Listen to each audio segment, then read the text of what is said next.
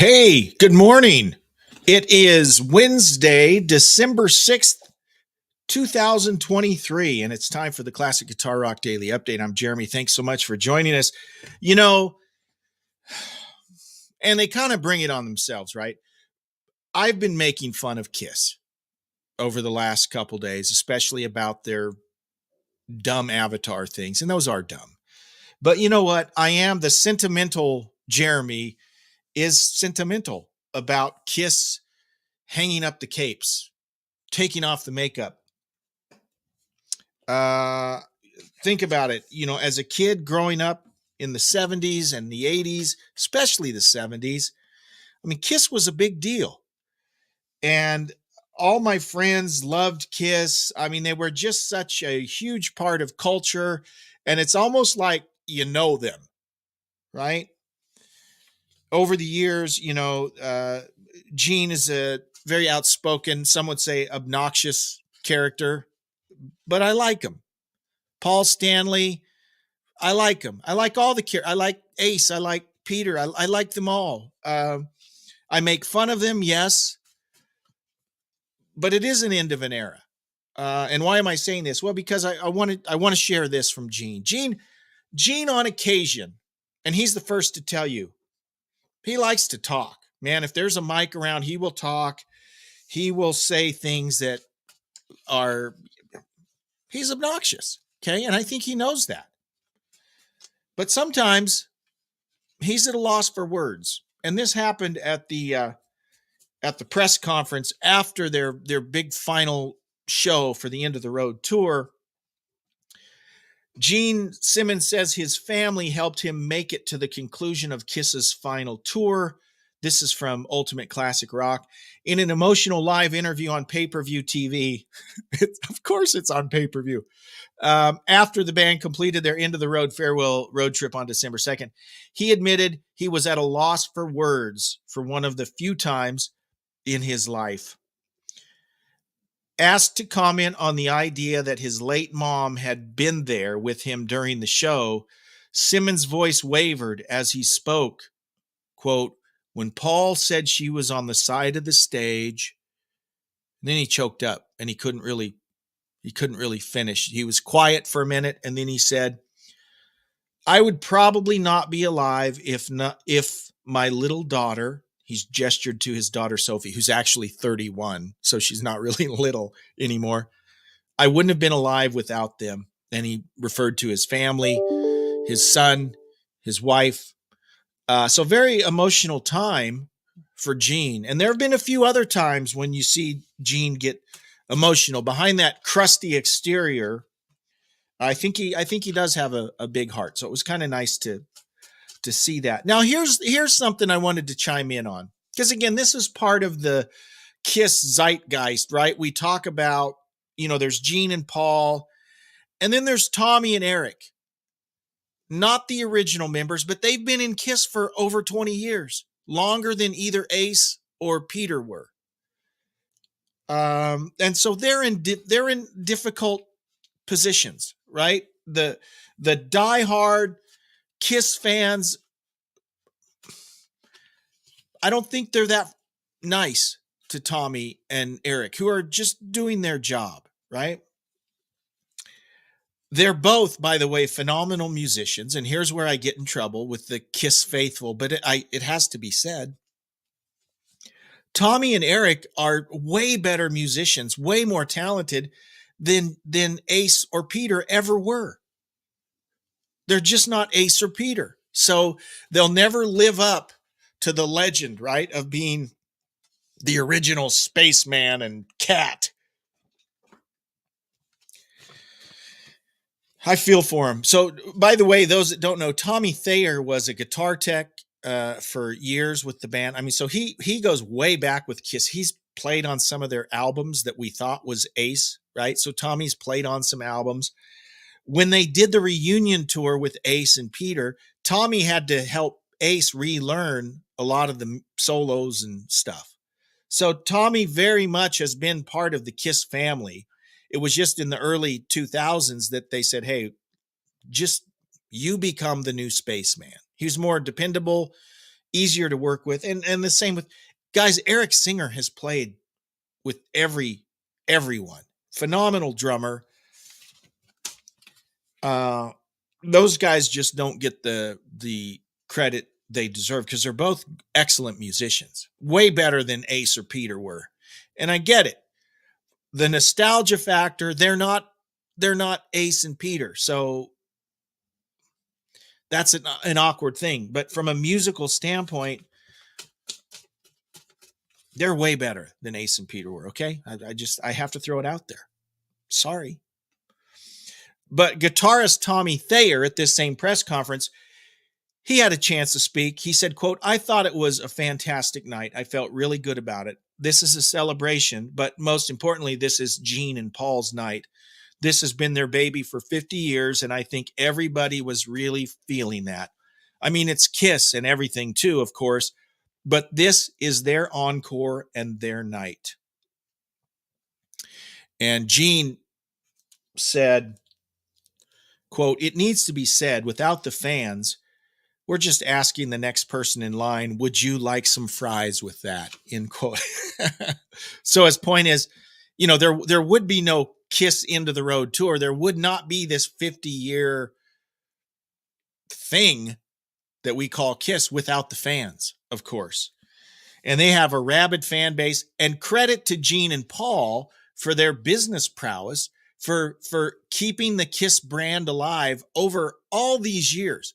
Think of the bands that have come and gone since Kiss came out.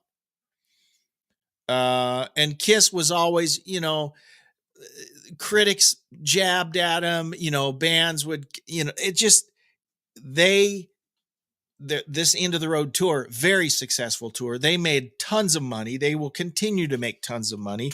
This Avatar thing, even though I think it's stupid, it might be very successful too. But kudos to Gene and Paul for keeping the brand alive, keeping the band alive for 50 years. So, I mean, you got to tip your hat to that. So awesome. Another guy I love that I've made fun of. This is like Jeremy. Is it an apology tour? No, it's not an apology tour, but some of these are artists that I've kind of had fun at their expense at. But I got to give credit where credit is due. Former Judas Priest guitarist KK Downing's new band, KK's Priest, has released the official music video for the high energy anthem Sons of Sentinel, or Sons of the Sentinel. High energy is the right word. It'll wake you up. I mean, it'll wake you up. I'm torn about KK's Priest because you all know I love Judas Priest. I love Judas Priest up through Defenders of the Faith, where the original song, The Sentinel, comes from. Excellent song. They kind of lost me after that. Ram It Down, Turbo, Painkiller. Some people will say Painkillers, but I'm not feeling it, right? They went from a great classic metal band to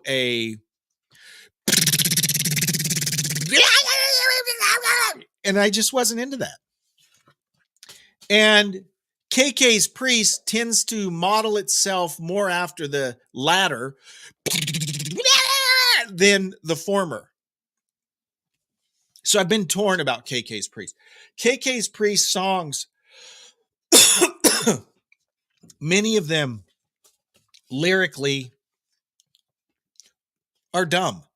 And to me, they remind me of if you were going to cast a speed metal band for an after school special, stereotypical, speed metal, it would be KK's Priest, right? I mean, they've got all the trappings, they throw in some satanic stuff. Okay, we gotta have some Satan stuff in there. Let's get some guys in robes and let's get some devilly stuff in there. It's like they're checking the boxes to just be this heavy metal. It's so from that standpoint, it's kind of embarrassing. I mean, KK's what, 70 years old, and he's singing about Dungeons and Dragons still. I mean, part of it, it's the kitsch factor, right? It's entertainment. It takes you back to being 14 years old, with leather and spikes and all of that, which is, I mean, there's nothing wrong with that. That's fun. But it's also just kind of dumb. Okay. The lyrics are dumb. Their videos are dumb. And yeah, they're trying to appeal to 14-year-old boys in 1984, which I don't know how many 1984 14-year-old boys are left, but that's what they're aiming for. Having said that, this new song that dropped today, Sons of the Sentinel, yes, it's I liked it. Okay, the video, cheesy, dumb. It's more a space age science fiction than devil, which is kind of a nice break because everything else they've done has been devil. And this is more science fiction-y. It's kind of like science fiction meets the devil. So Ripper Owens is a great singer and he's lost a lot of weight. When I see him, and does anyone know, I'm hoping he's just lost weight. I hope he's not sick or something because he's lost a lot of weight. He looks really good, really thin. Sounds great. But again, it's patterned after the Painkiller era and beyond, really high, screamy stuff, which is that's not what made Priest great to me. What made Priest great to me was they had a little space, it wasn't all speed metal. I mean, there were some inklings of that on Screaming for Vengeance, the song Screaming for Vengeance, and that sort of thing. And then it kind of morphed into all that all the time. Scott Travis, way more speed metal type drummer than Dave Holland was.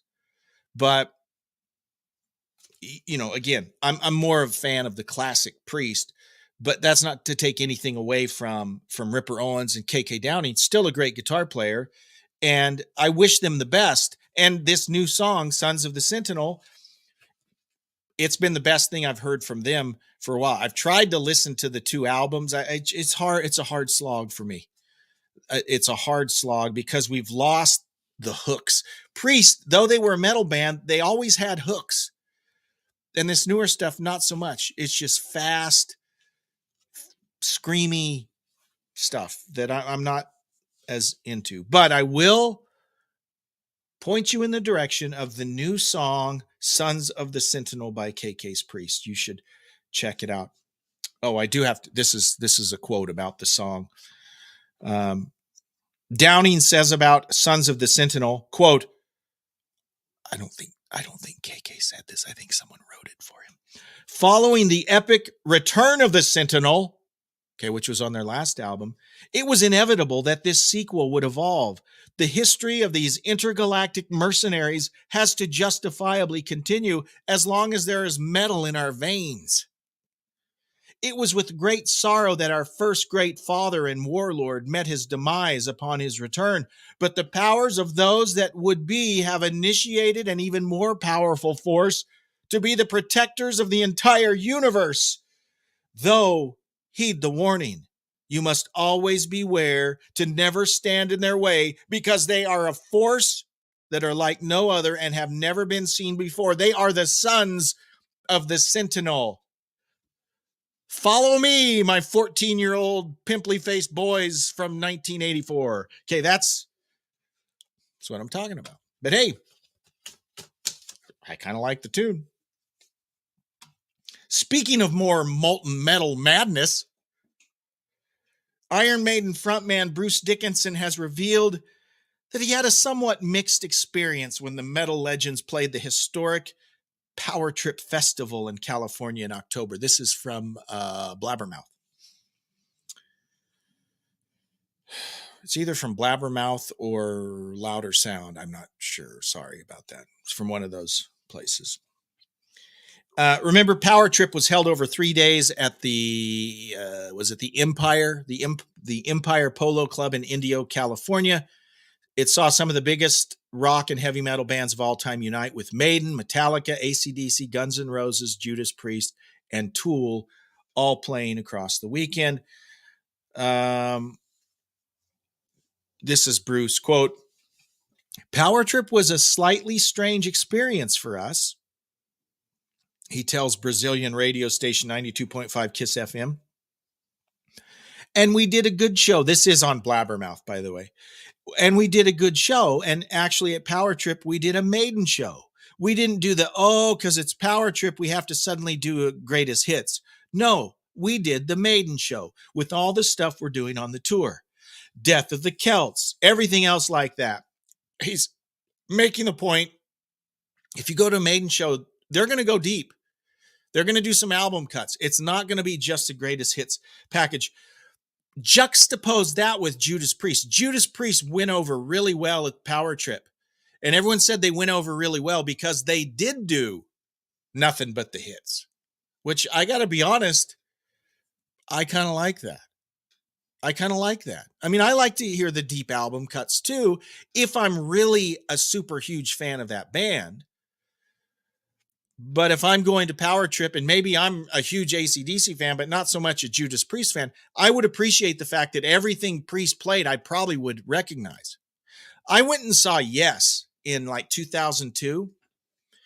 I would not say I'm a diehard Yes fan. I would say I'm a Yes fan. Okay, I got several Yes albums. At that show, I recognized 3 songs of the whole evening. I knew 3 songs, and I'm a Yes fan, not a diehard, but I'm a Yes fan, and I recognized only 3 songs. Okay, I would have liked it a lot better had I recognized more of the music. Bruce's point is, you go see Maiden, and yeah, they're going to play. There's some songs they have to play, right? But they're going to go deep, and that was his point. We at the Power Trip Festival, they did a show. He said, and it was a little bit strange because people had been standing out in the heat all day. There was no support band, completely cold, go on stage. Well, cold is in no warm-up band, not temperature-wise cold. But no, I think we sounded pretty good, but it was an unusual situation. And he continues, I think it was a little bit strange for us, or I think what was a little bit strange for us was that the people who should be down the front of the stage, I told that story where I was front row at Iron Maiden in 1982, right? Well, yes. It was a little bit strange for us. What was a little bit strange for us was that the people who should be down the front of the stage, because the tickets for the festival were so expensive, they were at the back. And the people who were at the front were just like rich people that wanted to film everything on their phone, he continues. But the kids who you wanted to play to were at the back. And that sucks, actually. It wasn't our festival. It wasn't our organization. We're going into America next year, and we're doing our own tour. And the people who are down the front are going to be the people who deserve to be down the front. They're going to be the real fans, which is going to be great. It's like, yeah, go take a look at some real rock and roll fans, not a bunch of posers who want to go down the front, he says later. I paid $3,000 for my ticket. Look at me. F off. End quote. Guys, concerts, especially those festivals, they are so expensive, to his point, that yeah, the diehard fans, they're going to be way back because they don't have the $3,000 tickets. So, interesting point. Some sad news, and unfortunately, I mean, almost every day now, we lose another classic rock great artist. Chad Allen, founding member and original lead singer of the Guess Who, and a founding member of, not a founding member of Bachman Turner Overdrive, but a founding member of Brave Belt, the band that became Bachman Turner Overdrive. He has died at the age of 80, and they just released this. He actually died November 21st, but it's just kind of come out. He wasn't a huge celebrity. The Winnipeg Sun reported Allen's death over the weekend. Jamie Anstey, vice president of Regenerator Records, which reissued several of Allen's early recordings, said his family requested the announcement to be delayed to give them time to grieve privately. Quote, he was kind of a guy that never really made it in terms of fame and fortune, but he was certainly a pioneer and a founder of two huge Canadian groups, which I think is really special. He was born Alan Peter Stanley Cowbell. It looks like it would be Cowbell, Kowbel, on March 29th, 1943 in Winnipeg, Canada. Alan formed his first band, Alan and the Silvertones, while he was in high school. The band changed its name first to Chad Allen and the Reflections, and finally to Chad Allen and the Expressions, releasing a handful of singles throughout the late 50s and early 60s to modest success. Canada. Then, of course, he was in the Guess Who, started the Guess Who, Randy Bachman in the Guess Who. And he actually was in this band Brave Belt that became Bachman Turner Overdrive. So our condolences to the family of Chad Allen. Okay, I want to talk about an album.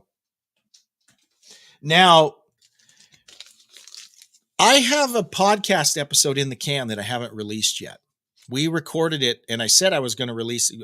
It's been like 3 weeks now. JR and I recorded it. It's got some audio issues. And I've kind of just thought, should I even release it? The audio's not that great. I think I will release it in the next couple days, but the reason it hasn't been released is the audio's, it's not that great. But it's got to be released because we have to talk about the band that we talk about in the podcast, which is also the band I want to talk about right now. One of the great, I mean, if I had 5 live albums that you have to own, this would be one of them. This would be one of them. Cheap Tricks at Budokan. This is what put them on the map, right? They had been around for a while. They had, did they have 3 albums out? They had 3 albums out when they recorded this, I think.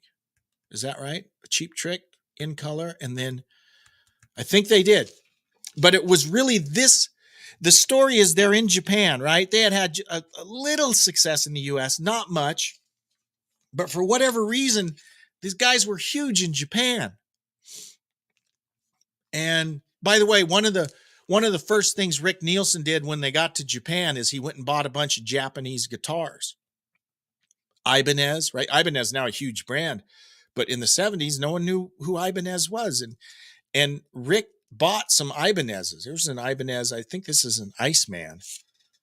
It's what Peter or Paul Stanley would later kind of be known to play, the Iceman guitar. But I digress. They were very popular in Japan. And there's a recording. We talk about a lot of this on the podcast too. There's a recording that was released of I Want You to Want Me. That's what put them on the map. A live recording of that just took off on the US charts. And then they said, well, we got to let's release a live album. So they released a whole live album at Budokan. And here's the thing about Tom Werman was the producer. We could do a whole topic on Tom Werman. Tom Werman has produced Cheap Trick, Twisted Sister, Ted Nugent, Molly Hatchet. He's produced a lot of albums. And I don't mean this as a slam against Werman. Tom Werman, I think, was a genius at polishing up bands for radio play. Okay? I mean, Twisted Sister would come back years later and criticize Tom Werman. He made him sound too wimpy. Well, yeah, he made you sound wimpy, but he also gave you a platinum record, right? And many bands have said that about Tom Werman is he made them sound a little, he neutered them a bit, right? Well, say what you want. The Tom Werman albums were very successful. Tom Werman produced, at least he produced In Color. And where am I going with this?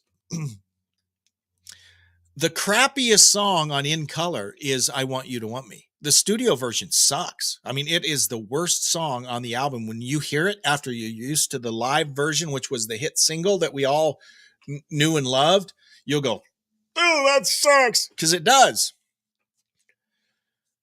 Cheap Trick is a band that must be heard live. Okay. If you're only basing Cheap Trick, especially on the Tom Werman albums, The Tom Werman albums, they're slick albums. They're good albums. They're good pop albums. That's what Tom Werman does. But people are surprised when they see Cheap Trick live, number one, at how loud they are. And number two, they are a great hard rock band. And Robin Zander, what is he, 69, 70, something like that? He can still sing, okay? He's like Sammy Hagar. He's still 90% of what he used to be. It's in your 70s, that's pretty amazing. But this album, a great snapshot, late 70s, you need to have at Budokan in your collection. If all you know about Cheap Trick are the hits that you heard on the radio, oh man, it's a whole nother world when you listen to all of their stuff and go deeper in their catalog. And they're still at it. Sorry, I'm doing the podcast. You got to listen to the podcast that I'm going to try and get out here in the next day or two. But Cheap Trick at Budokan, an album that everyone should own. Hey guys, if you appreciate the daily update, please like it, please share it, and thank you so much for your support. We'll do it all again tomorrow. Live long and prosper.